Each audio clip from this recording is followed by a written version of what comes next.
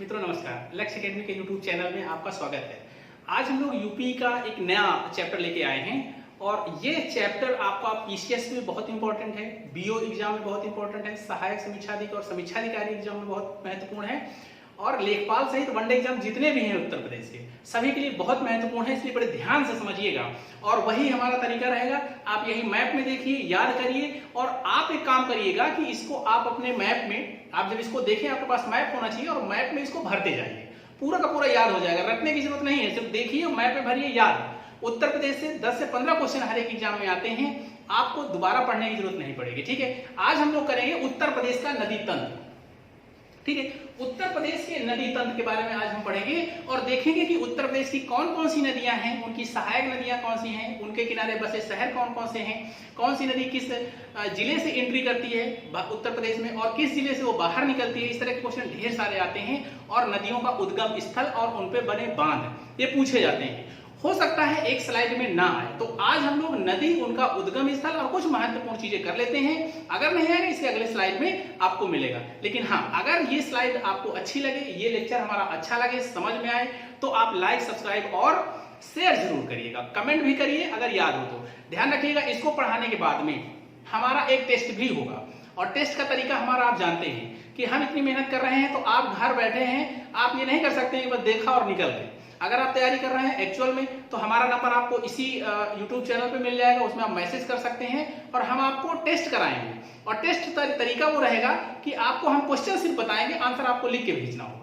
आधा घंटे बाद हम इसी YouTube चैनल पे आपको आंसर पूरा लिख के भेज देंगे, तो उससे आप मिलाइएगा कि देखिए समझने के बाद, पूरा पढ़ने के बाद आप कितना सही कर पाते हैं। ठीक है, तो चलिए आज हम लोग करते हैं उत्तर प्रदेश का नदी तंत्र की चर्चा और इससे देखते हैं कि क्वेश्चन कहां कहां कैसे कैसे बनते हैं, पूरा याद। चलिए, नदियां बहाव की दृष्टि से, उद्गम की दृष्टि से 3 प्रकार की होती हैं। ठीक है, एक हिमालयी नदियां जो हिमालय से निकलती हैं ऊपर की तरफ, हिमालय की तराई है जिसे आप कहते हैं शिवालिक की पहाड़ियां। दूसरे प्रकार की नदियां होती हैं प्रायद्वीपीय नदियां। भारत के दक्षिण में आपका दूसरा एक पर्वत है जो मध्य प्रदेश में पूरा ऊपर की तरफ फैला हुआ है, जिसे आप कहते हैं विंध्यन पहाड़ियां।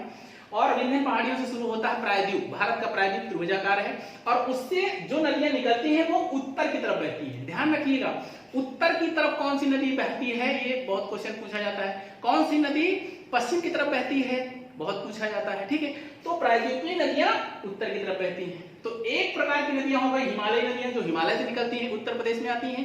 दूसरे प्रकार की नदियां हो गई प्रायद्वीपीय नदियां जो प्रायद्वीप से निकल करके उत्तर प्रदेश में आती हैं। और तीसरे प्रकार की नदियां हो गई मैदानी नदियां। ठीक है, तो हम लोग इन 3 नदियों को, 3 प्रकार की नदियों को आज चर्चा करेंगे। एक है हिमालयी नदियां, हिमालयी। दूसरा है प्रायद्वीपीय नदियां, प्रायद्वीपीय नदियां। और तीसरे प्रकार की नदियां हैं जिन्हें हम कहते हैं मैदानी नदियां। ठीक है, वो मैदान से ही निकलती हैं, किसी प्रायद्वीप से, किसी पर्वतीय इलाके से नहीं निकलती हैं। तो हम इन 3 प्रकार की नदियों की चर्चा आगे करते हैं। एक एक नदी का उद्गम स्थल, नदी कहां से निकलती है, कितने राज्यों से बहती है, कितने जिलों से बहती है, ये अभी एक बार में ही आपका क्लियर होगा।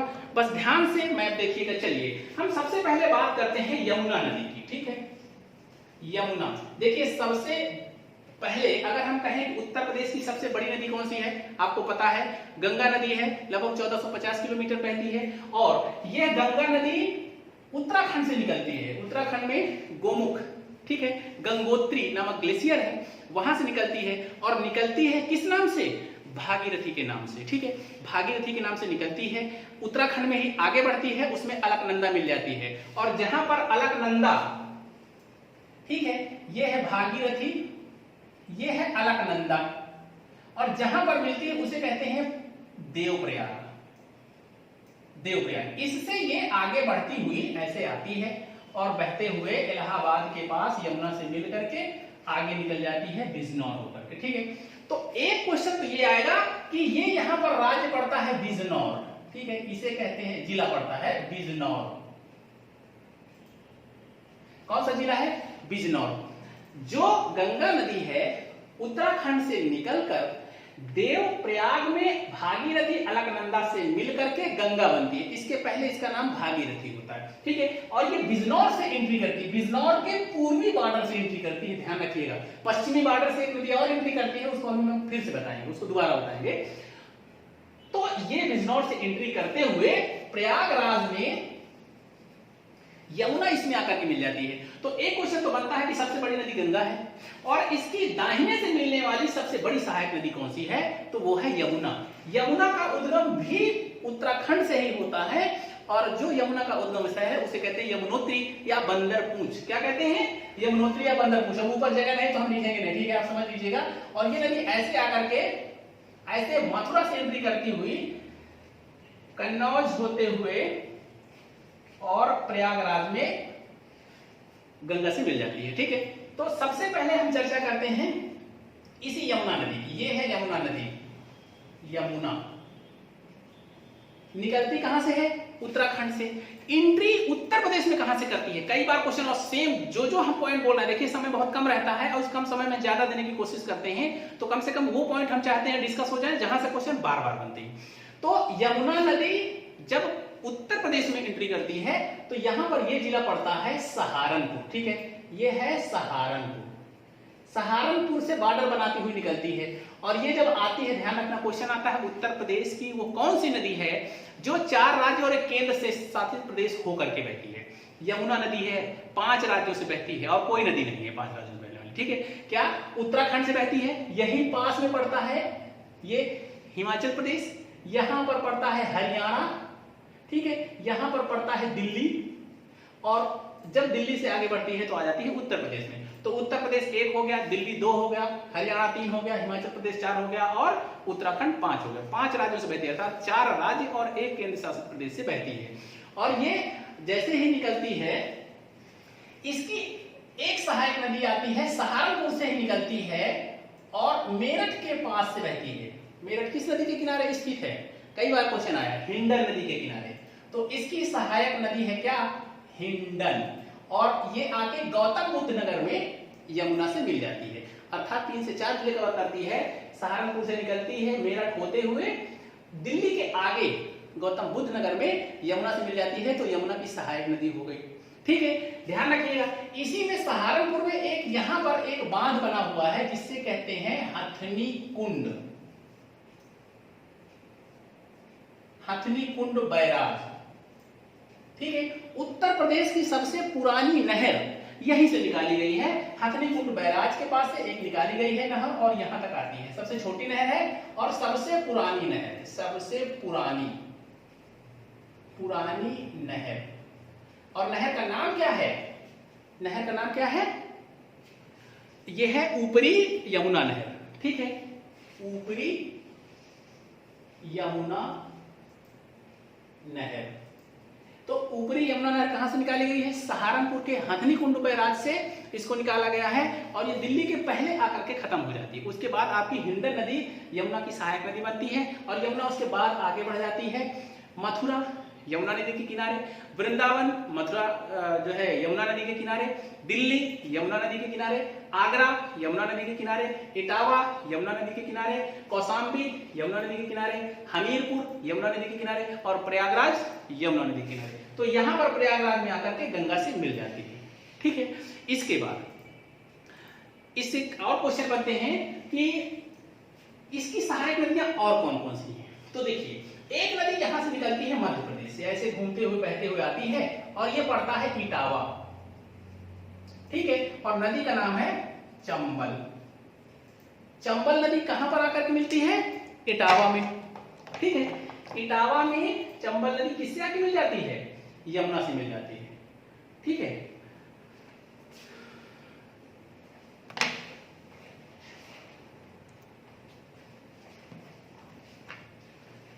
तो चंबल नदी का उद्गम स्थल क्या है, चंबल नदी का उद्गम स्थल ये पड़ता है मध्य प्रदेश, ठीक है। मध्य प्रदेश की जाना पाव की पहाड़ियां हैं, जाना पाव की पहाड़ियों से चंबल नदी निकलती है और निकलते समय मध्य प्रदेश में एक बात बना है, हमने चर्चा किया है पहले वाले वीडियो में, देख लीजिएगा। इसे हम कहते हैं गांधी सागर बांध। आगे बढ़ेंगे राणा प्रताप सागर बांध, और आगे बढ़ेंगे, ये दोनों राजस्थान में हैं, और ये पड़ेगा जवाहर सागर बांध।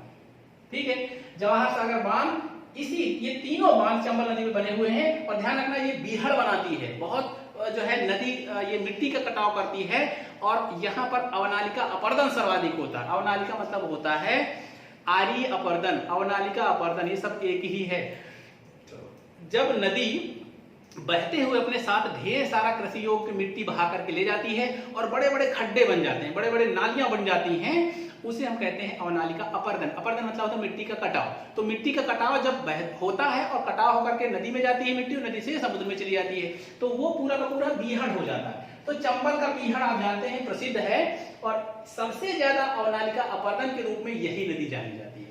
ठीक है, ये आकर के इटावा में मिलती है किससे? यमुना से। तो ये यमुना की सहायक नदी हो गई।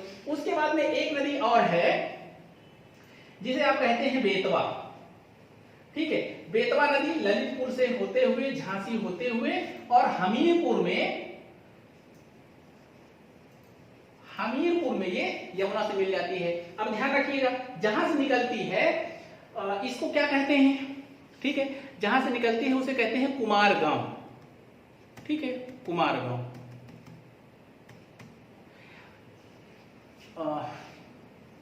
बेतवा, इसे हम कहेंगे बेतवा नदी। कुमार गांव से निकलकर, ठीक है, कुमारा गांव कहीं कहीं मिलता है, कहीं कहीं कुमार गांव मिलता है, तो आप परेशान ना होइएगा, राय बात वही है, कुमार गांव या कुमारा गांव। ठीक है, और ये निकलती है रायपुर मध्य प्रदेश से। ठीक है, ललितपुर होते हुए, झांसी होते हुए हमीरपुर में मिलती है, ये भी यमुना की सहायक नदी है। ठीक है, लेकिन ध्यान रखिएगा इसमें 2-3 बांध बने हुए हैं और सबसे ज्यादा पूछे जाते हैं वो। ठीक है, एक तो ललितपुर में बना हुआ है, ललितपुर में, जिसे आप कहते हैं राजघाट परियोजना चलती है ना, तो ललितपुर में है, किस नदी पर है? चंबल नदी पर। झांसी में 3 बांध बने हुए हैं, बेतवा नदी पर झांसी में 3 बांध बने हुए हैं, और तीनों खूब पूछे जाते हैं। ध्यान रखिएगा, एक है माता टीला, ठीक है, एक है माता टीला, दूसरा है परीक्षा बांध, ठीक है, और तीसरा है सुकमा डुकमा बांध। क्या नाम है?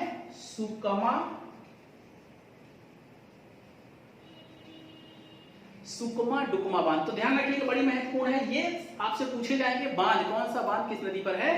तो बेतवा नदी है, निकलती कहां है? मध्य प्रदेश के रायपुर जो है जिले से कुमरा गांव एक जगह है जो प्रायद्वीपीय भाग है, विंध्य का उत्तरी भाग है, वहां से निकलती है। और ललितपुर में इसमें एक बांध बना हुआ है जिसे कहते हैं राजघाट। झांसी में 3 बांध बने हुए हैं, परीक्षा बांध, माता टीला बांध, सुकमा डुकमा बांध, इसी को कहते हैं रानी झांसी बांध।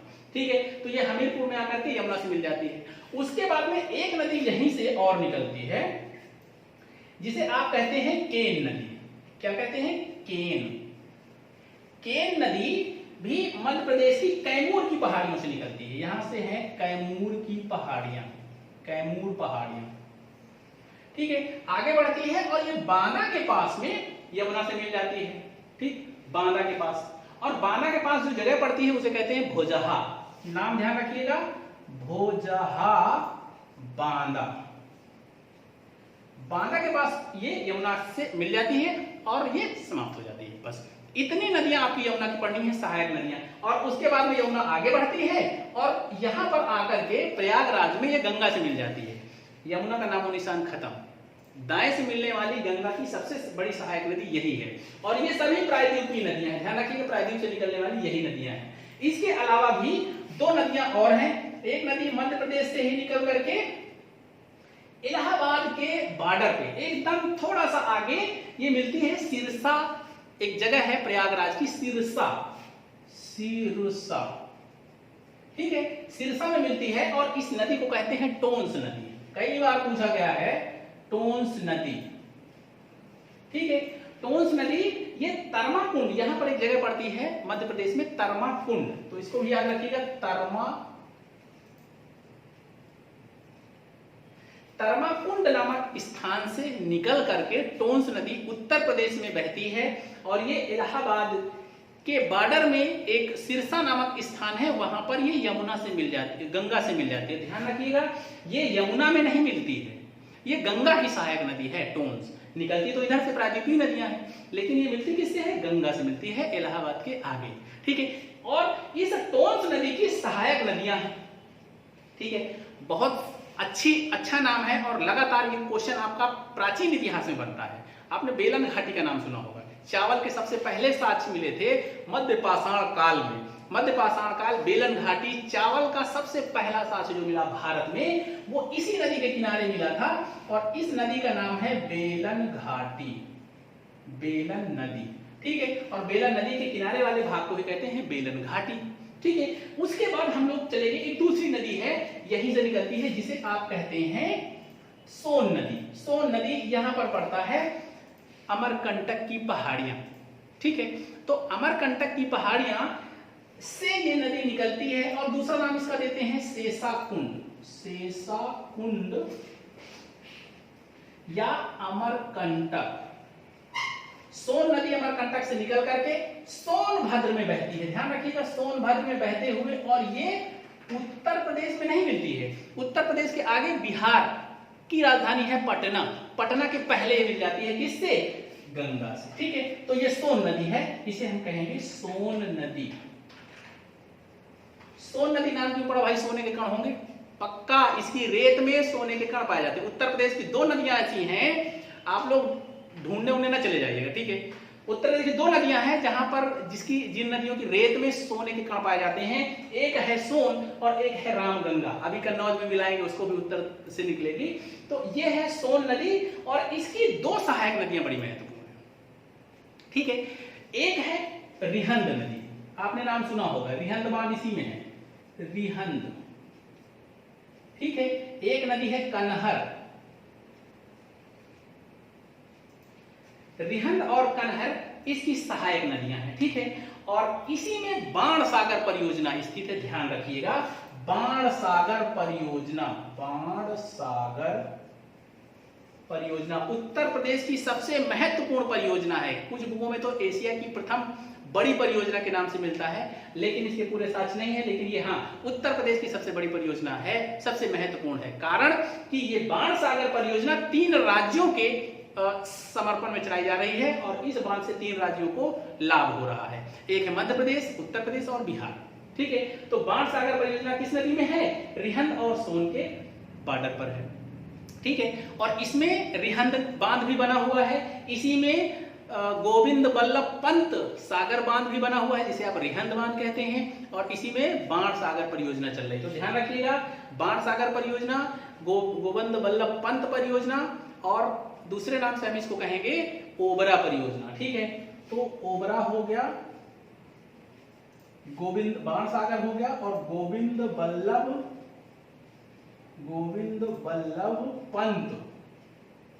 पंत सागर परियोजना। गोविंद बल्लभ सागर दूसरा है। ठीक है, वो आपका पंजाब में है, जो सतलज और ब्यास के संगम पर है। ये गोविंद बल्लभ पंत सागर है। ठीक है, ये सबसे बड़ी आर्टिफिशियल झील है उत्तर प्रदेश की, उसको भी आप याद रखिएगा। चलिए, अब प्रायद्वीपीय नदियां हो गई खत्म। अब हम लोग आते हैं हिमालयी नदियों पे। हिमालयी नदियों में आपकी गंगा हो गई। ठीक है, गंगा के बाद आती है रामगंगा। रामगंगा एक स्थान पड़ता है उत्तराखंड में, दूधी टोला, यहां पर पड़ता है दूधी टोला, दूधी टोला। यहां से रामगंगा निकलती है उत्तराखंड से और सीधे बहती हुई आती है कन्नौज के पास। ये है कन्नौज, कन्नौज के पास ये गंगा में मिल जाती है। ठीक है, नाम क्या है? रामगंगा। बहती कहां, निकलती कहां से है? उत्तराखंड से। कौन से स्थान से? दूधी टोला, उद्गम स्थल जरूर याद रखना। और प्रवेश किस जिले से होती है? ध्यान रखिएगा, बिजनौर का ये पूर्वी भाग है। ठीक है, बिजनौर से ये भी होती है और बिजनौर से गंगा भी होती है, कई बार क्वेश्चन पूछा गया है। ठीक है, तो ये रामगंगा यहाँ आकर के मिलती है कन्नौज में। और ध्यान रखना, जब ये बहती हुई आती है तो यहां पर पड़ता है Jim Corbett national park, Jim Corbett. National park है, उत्तराखंड में है जिम कॉर्बेट नेशनल पार्क, और ये इसी नदी के किनारे स्थित है। ठीक है, तो बिजनौर से आकर के ये कन्नौज में मिलती है। उसके बाद में हम लोग फिर आगे बढ़ेंगे तो एक नदी और है जिसे आप कहते हैं शारदा नदी। शारदा नदी आपकी ये भी नेपाल में एक जगह है शारदा नदी। ठीक है, वहां से निकलती है और उसका नाम क्या है, मिलाम ग्लेशियर या मिलाप, कहीं कहीं पर मिलाम मिलता है, मिलाम या मिलाप। ठीक है, ग्लेशियर है और ये कहां पड़ता है, कुमायूं हिमालय में। ठीक है, कुमायूं हिमालय में, और ये नदी निकलती है, नाम क्या है, शारदा। ठीक है, इसी को हम शारदा को ही दो और नामों से जानते हैं, एक कहते हैं काली गंगा, एक कहते हैं गौरी गंगा। तो इसी का नाम है काली या गौरी गंगा। ठीक है, तो शारदा नदी है, मिलाम ग्लेशियर से निकलती है, नेपाल के तराई क्षेत्र से, और ये सीधे एंट्री करती है उत्तर प्रदेश के पीलीभीत जिले से। ये है पीलीभीत। ठीक है, पीलीभीत से एंट्री करती है और आगे बढ़ती है। जैसे ही ये आगे बढ़ती है, आगे पड़ता है बहराइच। ठीक है, बहराइच में एक नदी और नेपाल से निकल करके आती है जिसे आप कहते हैं घाघरा। ठीक है, घाघरा या सरयू, दोनों नाम एक ही है, घाघरा या सरयू। ठीक है, और ये यहां पर बहराइच में मिल जाती है। ठीक है, बहराइच में शारदा और घाघरा मिल जाती हैं और फिर घाघरा बन के आगे बहने लगती है। ठीक है, चलिए आगे निकलती है, जब आगे बहते हुए जाती है तो घाघरा के बाद एक दूसरी नदी आती है जिसे आप कहते हैं राप्ती नदी। ठीक है, राप्ती। ठीक है, और राप्ती जहां से निकलती है, नेपाल का वो स्थान का नाम, ध्यान रखना ये स्थान बहुत पूछे गए हैं, लगातार पूछे जा रहे हैं, इसको याद जरूर रखिएगा। इसका कहते हैं, इसका स्थान का नाम है जहां से उद्गम होता है, रुक्मकोट। रुक्मकोट, रुक्मकोट से राप्ती निकलती है और ये बरहज नामक स्थान पर, बरहज, और ये कहां पड़ता है, देवरिया में। ठीक है, बरहज नामक स्थान देवरिया में आकर के किससे मिल जाती है, घाघरा से मिल जाती है, तो घाघरा की सहायक नदी है। एक क्वेश्चन यही बनता है, राप्ती के किनारे एक शहर बसा हुआ है जिसे आप कहते हैं गोरखपुर। ठीक है, और ये जो सरयू नदी है, सरयू के किनारे एक बसा हुआ है जिसे आप कहते हैं अयोध्या। ठीक है, सरयू नदी के किनारे क्या है, अयोध्या है, और राप्ती नदी के किनारे क्या है, गोरखपुर है। एक नदी इसके आगे बिहार और उत्तर प्रदेश का बॉर्डर बनाती है और उस नदी का नाम है गंडक। क्या नाम है, गंडक। और ये पटना के आगे जाकर के गंगा में मिलती है, सिर्फ बॉर्डर बनाती है, और उत्तर प्रदेश में किसी नदी से ये मिलती नहीं है ना, सहायक नदी है ये। ठीक है, और ये आगे जाकर के मिलती, जिसे आप कहते हैं गंडक। ठीक, तो गंडक नदी को हम दूसरा नाम देते हैं सदा नीरा। क्या कहते हैं, दूसरा नाम है सदा नीरा। यही गंडक नदी है और इसी को हम कहते हैं नारायणी नदी। ठीक है, ये निकलती है सालिक ग्राम से, सालिक ग्राम यहां पर है, सालिक